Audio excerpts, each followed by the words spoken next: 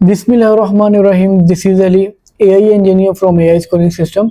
आज हम लोग जिस चीज़ को डिस्कस करेंगे वो है पे रोल मैनेजमेंट सिस्टम, कि हम लोग अपने स्टाफ की सैलरीज को कैसे मैनेज करेंगे, कैसे उसे पे करेंगे, किस तरह उनके लोन को हैंडल करेंगे, किस तरह उनकी जो है सैलरीज में डिडक्शंस, एब्सेंट को लेके, लीव्स को लेके, लेट टाइम्स को लेके किस तरह डिडक्शन करेंगे। तो चलते हैं स्क्रीन की तरफ और हम लोग इस सारी चीज़ को अंडरस्टैंड करते हैं। जैसे फॉर एग्जांपल हमारे पास आ गया पे रोल मैनेजमेंट सिस्टम। यहाँ पे हम लोग जनरेट सैलरीज पे जाएंगे। तो सबसे पहले हम लोग यहाँ पे अपना कैंपस और किस माह की सैलरी को जनरेट कर रहे हैं, किस ईयर की, और आर सैलरी की डेट क्या है, हम लोग वो सेलेक्ट कर लेंगे। अच्छा, अब वो हमसे ये पूछ रहा है कि एब्सेंट की जो डिडक्शन है वो हम लोग करना चाहते हैं या नहीं। तो अमूमन तो स्कूलों में होता है कि अगर साल की लें तो साल की 12 छुट्टी हैं, 12 छुट्टियों के बाद अगर वो एब्सेंट करेगा तो उसकी डिडक्शन होगी। अगर मंथली वाइज काउंट किया जाए तो मंथ में एक छुट्टी की इजाज़त है, अगर दूसरी छुट्टी करेगा तो उसकी सैलरी डिडक्ट होगी। तो फॉर एग्जांपल अगर नहीं करना चाह रहे तो इट्स वेल एंड आप नो रखें, अगर यस करना चाह रहे हैं तो यस कर दें। अच्छा, वो कह रहे जो एब्सेंट डिडक्शन करना चाह रहे हैं वो उसका पर्सपेक्टिव क्या, आप अगेंस्ट सैलरी की डिडक्शन करेंगे या कोई फिक्स अमाउंट उसकी सैलरी से कट करेंगे। तो मैं कहता हूँ अगेंस्ट सैलरी डिडक्शन होगी उसकी, एक दिन की सैलरी।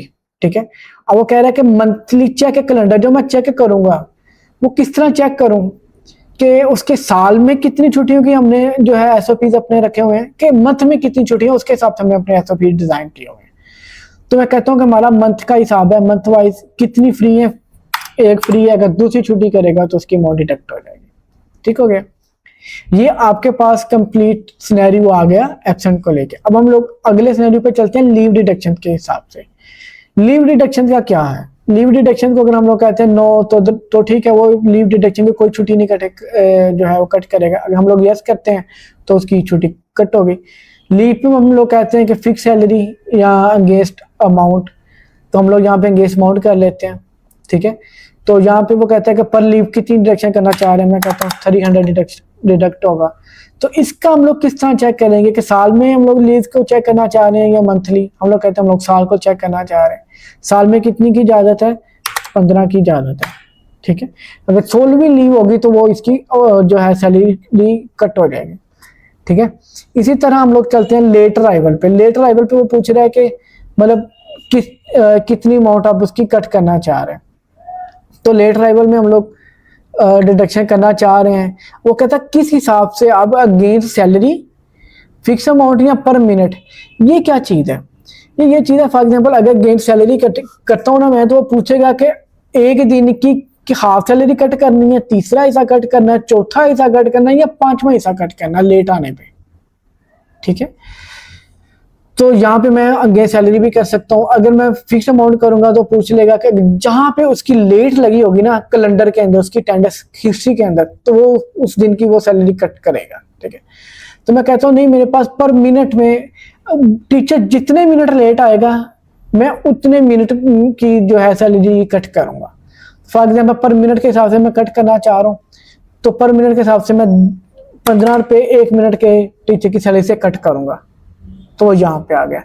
अब इसका कैलेंडर कैसे चेक करना है, मंथली वाइज महीने में कितने मिनट लेट की परमिशन है। अगर 0 करूंगा तो फिर वो पहले मिनट पे ही डिडक्शन स्टार्ट कर देगा। अगर मैं कहूँगा नहीं 20 मिनट अगर लेट आ गया है, वो मतलब 2 मिनट पहले दिन आया, तीसरे में 3 मिनट चौथे दिन आया, टोटल मिनट के लेट, टोटल मंथ के टोटल लेट मिनट को वो सम कर लेगा। अगर वो 20 से ज्यादा बन रहे हैं तो उसकी डिडक्शन स्टार्ट कर देगा। हम लोग सिंपल फिल्टर सैलरीज पे क्लिक करते हैं, चेक करते हैं हमारे पास क्या सिनेरियोज आते हैं। ओके, जैसे ये टीचर है मरियम खान के नाम से, इसकी ग्रोथ सैलरी इतनी है, अलाउंस इतने है, और जो है बेसिक सैलरी के बाद अलाउंस ऐड करके ग्रोथ सैलरी इतनी होगी।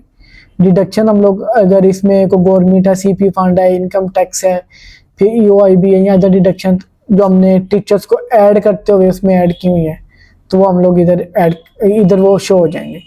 एब्सेंट डिडक्शन वो कह रहा है कि टोटल एब्सेंट इसकी 0 है, फ्री हमने एक फ्री फिर भी दी हुई है, तो कोई डिडक्शन इसकी जो एब्सेंट नहीं काउंट हुई, तो इसमें 0 डिडक्शन होगी एब्सेंट को लेके। फिर वो कह रहा लीव के हिसाब से भी यही हिसाब है, लेट अराइवल को भी वो कह रहा है कि 20 मिनट्स फ्री हैं, तो इसी हिसाब से भी कोई नहीं है। तो हम लोग करते हैं को पिछला महीना देख लेते हैं, शायद उस माह में कुछ ना कुछ टीचर ने कोई डमी डाटा हमारे पास ऐड हो जिसमें हम लोग देख सकें कि इसमें, अच्छा हम लोग मैनुअल ऐड कर लेते हैं, ठीक है। जैसे लेट डिडक्शन, लेट मिनट वो कितने हैं, हम लोग यहाँ पे 25 कर लेते हैं, तो उसने कहा कि 30 रुपये कटेंगे, ठीक है। ये ले, इसी तरह के हम लोग मैनुअल भी इन चीज़ों को हैंडल कर सकते हैं, और जिसकी सैलरीज को जनरेट करेंगे तो वो इस तरह सैलरी जनरेट हो जाएगी, ठीक हो गया। अगर मैं कहूँगा कि मैं सारी को ही एक टाइम पे जनरेट करना चाहूँ तो मैं यहाँ पे क्लिक करूँगा, सारे स्टाफ की मेरी सैलरी जनरेट हो जाएगी।